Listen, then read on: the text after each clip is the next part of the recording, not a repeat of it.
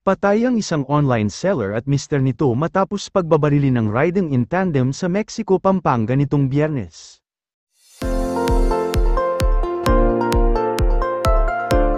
Kinilala ang mga biktima na sina Lerma Mommy Lerms Lulo at Arvin Lulo. Ayon kay Alicia Derit Lulo, ina ni Arvin, may kinatagpo noon ang mag-asawa na kliyente sa kanilang online business. Pauwi na sana sila ng tambangan ng riding in tandem. Nabigla po syempre, hindi naman namin nakalain na ganun mangyayari kasi alam po namin, walang kaaway yung mag-asawa, mabait po sila, mapagmahal, sabi ni Alicia. Walang kasing sakit po yung ginawa nyo sa mga anak namin, hindi ko po kaya hanggang ngayon, sabi pa niya. Sa kuhaan ng CCTV, nakita ang sinasakyang itim na pick-up ng mag-asawa na kasunod ng isang motorsiklo. Pagdating sa barangay Santo Rosario, huminto sa may gilid ng kalsada ang motorsiklo at bumaba ang dalawang lalaking sakay nito. Naglakad sila papunta sa pick-up kung saan pinaulanan ng bala ang dalawang biktima.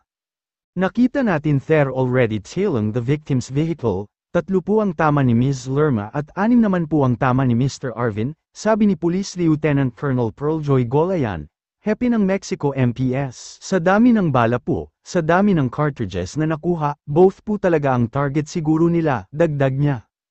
Nakaligtas naman ang 6 na taong gulang nilang anak at isa pang pinsan ni Lerma na kasama nila sa loob ng sasakyan. Dun po kami lalong nalulungkot kasi 6 years old, mawawalan ka ng nanay at saka tatay, kawawa, sabi ni Marites Lulu, tiyahin ni Lerma.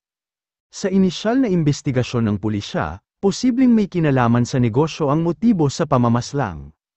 As to the accounts ng mga family po nila, business at saka po may na-mention si Ms. Lerma sa family niya na may hindi daw nagbabayad ng utang, sabi ni Golayan. Hindi po kami nag-aano sa single motive, tinitingnan pa kung ano ang concrete na motive, dagdag niya. Iniimbestigahan na rin nila ang kliyente na naunang kinatagpo ng mag-asawa. Nananawagan naman ang pamilya ng mga biktima na sumuko na ang mga sospek para makamit ang hustisya. Sana kung sino man yung nagpagawa nito sa kanila, kasi mukhang hired killer sana usugin ka ng konsensya mo kasi yung kinuhanan mo ng buhay, ang daming umaasa sa kanila, dahil mga senior na yung mga nanay at tatay nila, sabi ni Marites. May persons of interest na ang mga pulis at patuloy pang tinutugis ang mga sospek. Samantala, magbibigay naman ng 100,000 pisong pabuya si Mabalacat City Mayor Crisostomo Garbo sa kung sino ang makapagbibigay ng impormasyon tungkol sa mga sangkot sa pagpatay sa mag-asawang online seller.